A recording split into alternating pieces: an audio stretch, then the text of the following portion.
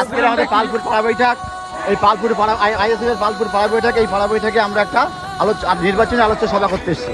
আগামী 29 এপ্রিল আসছে দিন খামচিহ্নে ভোট দিন। প্রোগ্রামটা কিসের জন্য সেটা বলতে আমাদের নির্বাচনী প্রচারের জন্য নির্বাচন পাড়া বৈঠক, ঠিক আছে।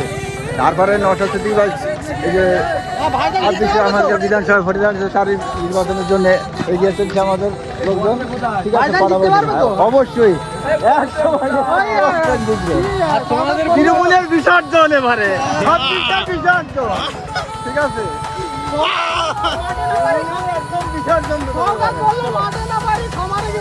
আমার তো দূরের কথা, কোথায় থাকবে নিজেই জানে না।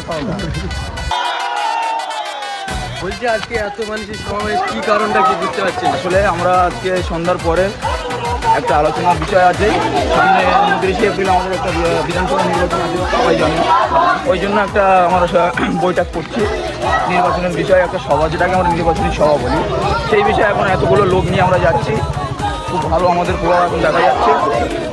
এরকম সবসময় মানুষের আমাদেরকে পাশে থাকতে হবে, তাহলে আমাদের অধিকার আমাদেরকে বুঝে নিতে হবে।